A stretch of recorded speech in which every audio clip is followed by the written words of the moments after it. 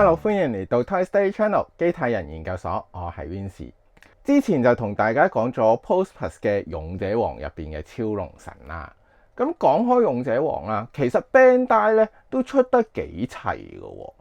一啲 support 嘅角色啊，即係好似譬如 D1 盒、GX116 空間修復鉗，亦都有出嘅。好，咁唔好講咁多啦，不如即刻睇下呢一隻空間修復鉗有咩玩啊！好，去片。好，一嚟我哋就先睇一睇呢一隻超合金魂 GX116 空間修復鉗嘅盒面先啦。大個超合金魂嘅 logo 啦，3件機械人嘅主體啦，側邊亦都有一對燙咗金嘅字樣嘅，都幾有氣勢㗎。咁盒面就睇完啦，不如睇埋盒底啦。盒底分別就見到有3部機械人啦，包括就 DP-C1 啦、DP-R2 啦同埋 DP-L3 嘅。另外亦都見到佢有唔同嘅合體形態啦，同埋同勇者王一齊合體嘅形態啦。咁好快咁樣睇完盒底同埋盒面啦，不如即刻開件玩具睇睇入邊啦。好，開咗盒啦，咁就見到有2板件嘅。第一板件就係機械人嘅本體啦，第二板件就係有地台啦、手掌啦，同埋一啲合體用嘅 parts。除咗件玩具之外，當然就仲有說明書一本啦。循例揭一揭俾大家睇。第一頁就係介紹隻空間分裂鉗啦，跟住就係呢部116入邊有啲乜嘢啦。1號機、2號機、3號機點樣變形，合體做空間修復鉗啦，同勇者王合體，同高敦 Hammer 合體啊。最後佢另外一個形態。咁成本說明書咧就係咁多嘢啦。好，事不宜遲，即刻開件玩具玩啦。好，咁啊一嚟咧就攞晒3部機械人出嚟啦。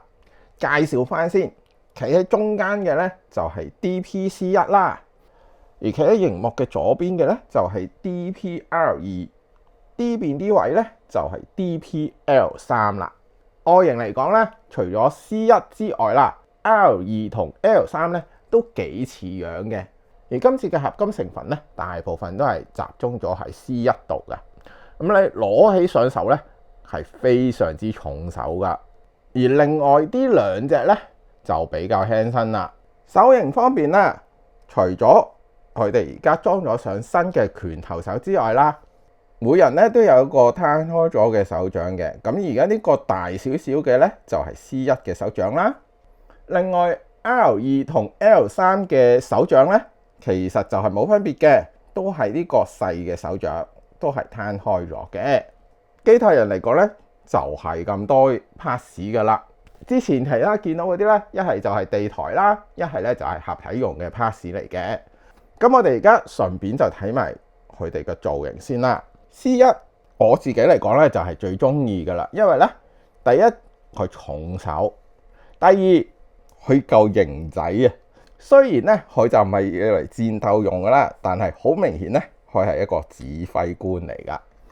望下前邊後邊啦，都幾 details 噶，尤其是咧後邊有個噴射器咁樣樣。呢度咧呢啲位咧，亦都有翻少少紋理咁，絕對唔馬虎啊嚇！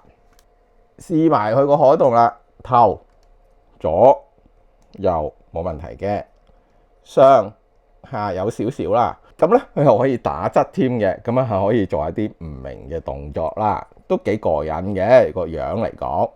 手啦，除咗可以前後咁樣扭轉之外啦，平舉咧就非常之高嘅，因為受惠於佢嘅變形啊。上邊二頭肌呢個位咧就唔可以轉嘅，轉咧就係去下邊呢一個位。但係咧最可惜嘅咧就係我個手踭咧係連90度都冇噶，45度都未必有啊！而家喺呢個位唔跟盡晒噶啦。腰當然就冇得轉啦，而腳向前嘅幅度就係咁多，向後嘅幅度就係咁多。打側啦，打側就可以咁樣。呢個位可以轉嘅，膝頭咧亦都係好可惜嘅位，亦都係45度到嘅咋。腳趾都仲可以向下嘅，同埋向上啦。咁呢個就係 C1 嘅可動啦，同埋佢嘅造型啦。而家睇埋 R2 先啦。呢個 R2 嘅外形咧，同 C1 一樣啦，都係以銀色再搭呢個橙色為主嘅，都有啲 details 位俾大家見到嘅，譬如心口呢度啦，咁有啲銀色啦，跟住加咗個紅色啦，腳亦都有塗裝係銀色加灰色啦，後邊都唔馬虎嘅，見到有啲好似機械零件咁嘅物體啦。外形嚟講啦，三隻最大嘅問題咧，就應該係佢哋啲橙色膠咯。係有少少膠感嘅，不過overall嚟講啦，佢哋都算係工具人嚟嘅啫。有出佢哋嘅 product 咧，已經係 bonus 嚟㗎啦。好，咁啊睇完 R2 嘅外形啦，咁啊試埋佢個可動啦。手可以遞到幾高啦，頭咧左右轉咧得少少嘅啫。非常之少啊！向前啦，向後啦，手嘅可動咧都 OK 冇問題嘅。手踭佢叫做最好噶啦，可以去到90度啊！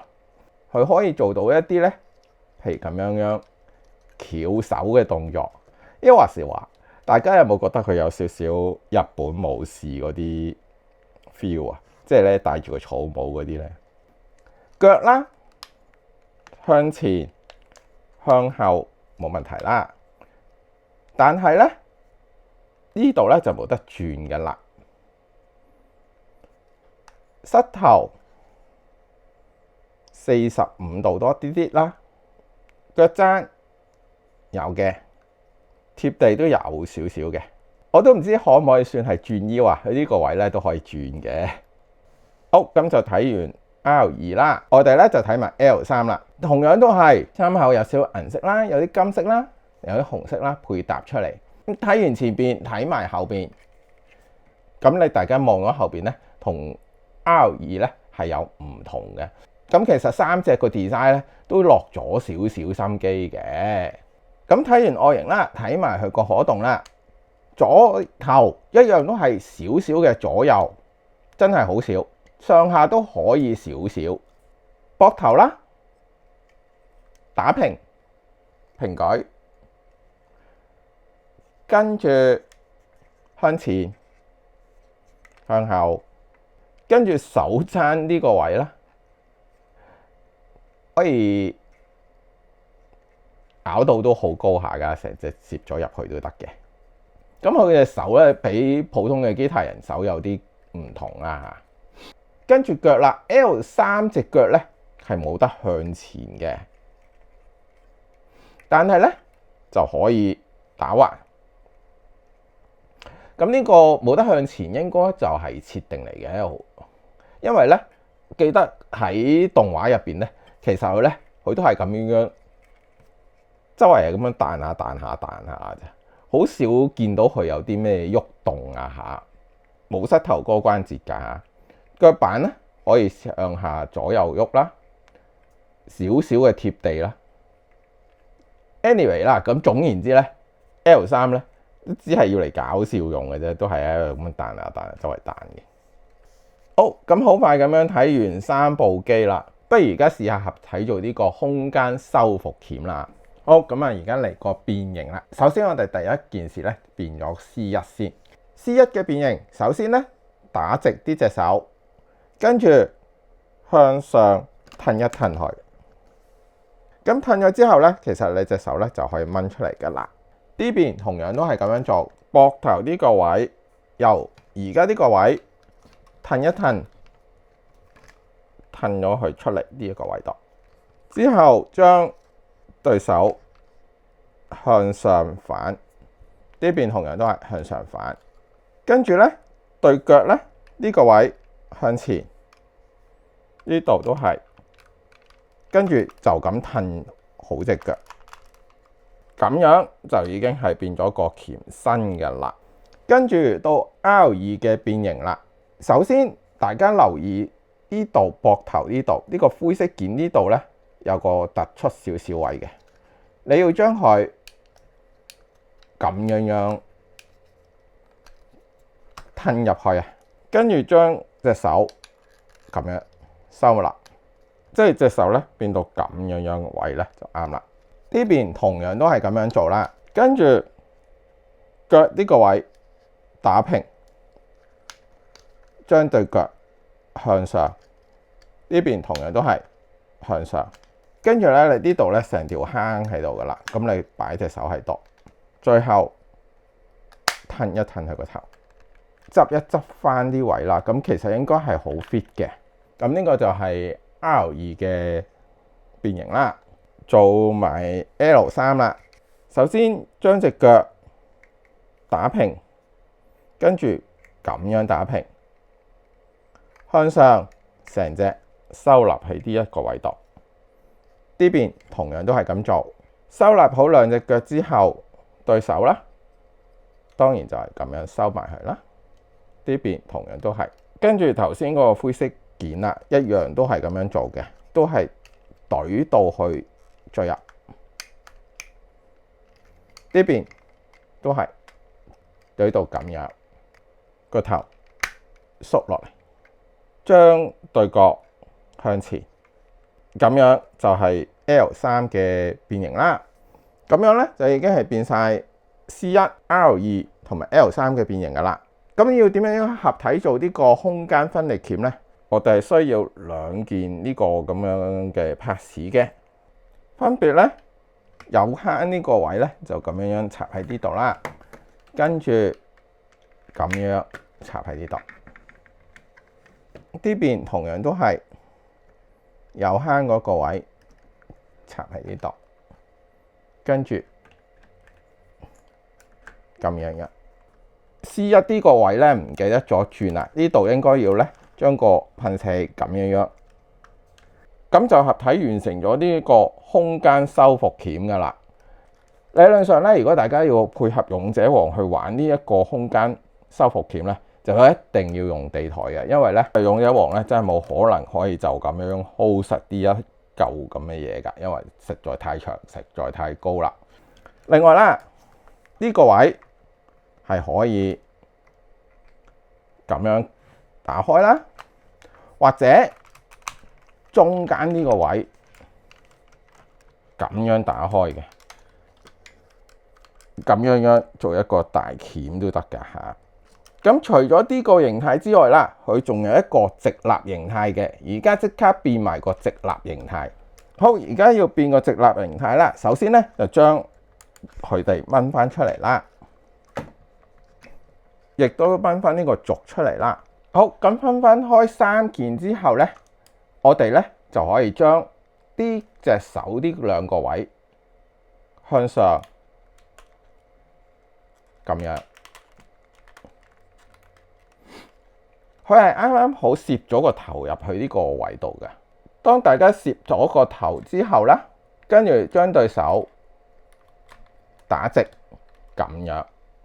好，咁呢個就係1號機嗰個變形形態啦。順手攞埋個 parts 出嚟對翻嘅啫，咁樣插實去。跟住 R2同佢合體啦，就咁樣拍實呢個位啦。後邊呢度有個筍位嘅，攞埋第三個 parts 出嚟拍喺呢度，跟住將呢個咁樣擺喺度，咁樣就係呢個空間修復鉗嘅第二個形態啦。咁如果平時佢出動嘅時候咧，就通常係咁樣三件合體咁樣飛過去幫勇者王嘅。好，咁我條片嚟到呢度咧，係時候去總結啦。喂，翻嚟啦，咁啊玩完呢一條咁嘅空間修復鉗啦。嗱，老實講，呢一隻咧就雲限嚟嘅。由於係雲限嘅關係啦，亦都唔係好多鋪敢翻呢一隻嘢啊，所以咧其實呢一隻係炒緊㗎嚇。咁至於大家會唔會用炒價去買咧？我嘅意見咧就係，除非你係非常之中意勇者王，又一定要儲齊晒所有角色，咁你係咪應該一早訂咗咧？如果你冇訂，可能唔記得咗，我覺得咧，你都唔係好應該用呢個炒價去買嘅。咁你就俾少少耐性啦，睇下有冇啲二手啊，或者人哋玩完唔中意放翻出嚟啦。純粹玩嚟講咧，真係唔係好多嘢玩。冇錯，佢個外形咧係100% 還原到動畫入邊嗰個樣嘅，但係咧問題就係佢每一隻個機械人嘅可動咧都唔係好高。